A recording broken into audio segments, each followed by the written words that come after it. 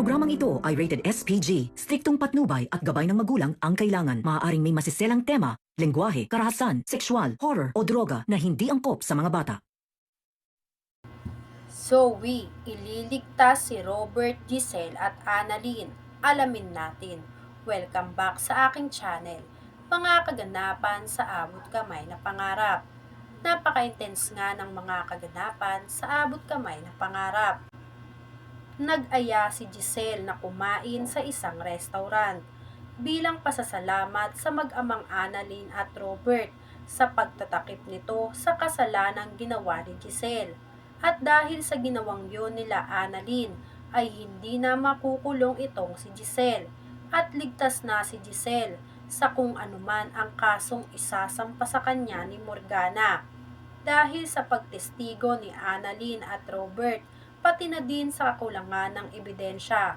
Sumabay si Annalyn kay Robert at kay Giselle para sabay-sabay na lang silang makarating sa restaurant.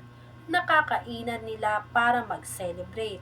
Hindi alam ni Giselle na minamanmanan na sila ng tauhan ni Morgana na si Gilbert at nag-aantay na lang ng tamang tiyempo para mailagay ang bomba sa kotse ni Giselle. Ayon sa mga plano ni Morgana at utos nitong si Morgana.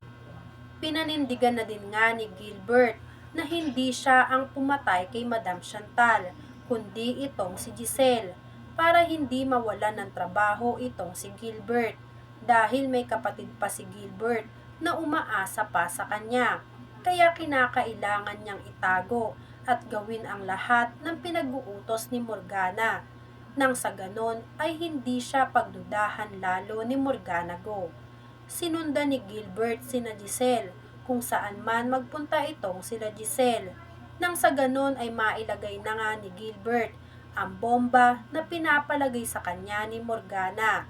Gigil na din si Gilbert na makapaghiganti sa pamilya Tanyag, dahil ang pamilya Tanyag din ang sinisisi ni Gilbert kung bakit nawala si Madam Chantal sa mundo.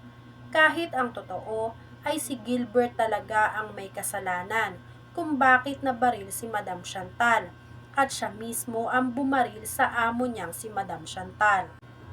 Pagtapos ng libing ni Madam Chantal, nagsindi ng kandilang incheck si Morgana para mag-alay ng dasal sa ina niyang si Madam Chantal. Kinausap ni Morgana si Zoe na hindi akalain ni Morgana na siya mismo ang magbe-buried sa sarili niyang ina. Dinamaya naman ni Zoe si Morgana at sinabihan si Morgana, "Don't worry, Mami, magbabayad ang may gawa nito kay Lola." Sumagot naman si Morgana, "Hindi ako nag-aalala dyan dahil meron ng maniningil sa kanila." Nagimbal si Zoe sa sinabi ni Morgana, kaya nagwika si Zoe, "Maniningil? May inutusan ka?"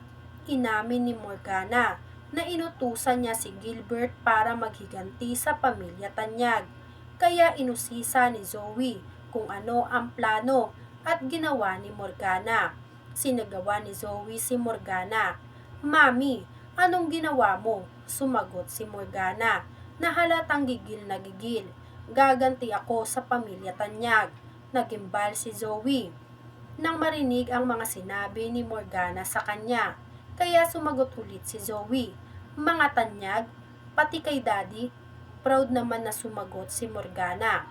Siyempre, dahil iniwanan niya ang mamang mamatay sa operating table. Pinaglaban at pinagtanggol naman ni Zoe si Robert na wala itong kasalanan sa nangyari kay Madam Chantal. Dahil hindi talaga po pwede na mag-opera ng basta-basta sina Annalyn sa ospital, dahil hindi naman yun sila affiliated at ayon ang ospital policy. Sumagot si Morgana, "Kahit na ba, sino ba sa tingin mo ang nagpadukot at nagpahirap sa akin? Ano bang ginagawa nila sa farm?" Kinontra at pinagtanggol pa din ni Zoe ang pamilya Tanyag. Nagwika si Zoe, "Mami, no. He was there kasi hinahanap ka niya. He was going to rescue you." Pero pinanindigan ni Morgana kung ano ang nasa isip niya. Kaya naman sinabi niya kay Zoe, "It's too late na. Kasama ang daddy mo ni Giselle at pinalagyan ko ng bomba ang sasakyan nila. Nagimbal si Zoe sa narinig niya kay Morgana. Binantaan ni Zoe ang sarili niyang ina na si Moira na oras na may nangyaring masama sa daddy niyang si Robert ay hinding-hindi mapapatawad ni Zoe si Moira dahil pinaninindigan ni Zoe na walang kasalanan si Robert sa pagpapadukot at pagpapahirap kay Morgana, lalong-lalo na sa pagpatay kay Madam Chantal. Napaka-imposible daw na gawin yun ni Robert dahil napakabait na tao raw ng daddy niyang si Robert at kahit kailan ay hindi magagawa ni Robert ang mga binibintang ni Morgana dito. Pupwede pa nga daw itong si Giselle dahil malaki din ang nagawang kasalanan ni Morgana kay Giselle. Natakot si Morgana sa pagbabanta ng anak niyang si Zoe dahil kilala ni Morgana si Zoe. Kung ano ang sinabi ni Zoe ay gagawin niya talaga. Kaya naman itong si Morgana ay hindi nga mapakali kung ano ang gagawin niya. Samantala, umisip naman ng paraan si Zoe para mapigilan at mapaalis sila Robert bago pa sumabog ang bomba na inilagay nitong si Gilbert sa kotse ni Giselle. Sinubukang tawagan ni Zoe si Robert pero sa kasamaang palad ay na-deadmat ang cellphone ni Robert. Kaya naman humanap ng ibang paraan si Zoe at si Giselle ang tinawagan nito. Pero dinedma lang ni Giselle ang tawag nitong si Zoe. Kaya naman hindi na mapakali si Zoe dahil kahit anong pilit niyang tawagan si Giselle ay hindi ito sinasagot ng tita niyang si Giselle. Sa kabilang banda, nagtataka naman si Robert kung bakit bigla na lang tumatawag si Zoe sa kanila. Pero hindi ito pinansin ni Giselle dahil gusto na ni Giselle na makarating sila sa restaurant na pagkakainan nilang tatlo. Dahil gutom na daw itong si Giselle. Kaya naman napilitan na lang si Robert na iandar ang kotse nila para magpunta na sa restaurant. Samantala, tinawagan naman ni Morgana si Gilbert para pigilan sa plano nilang bombahin sina Giselle. Pero sinabi ni Gilbert na naitanim na niya ang bomba sa kotse mismo nitong si Giselle.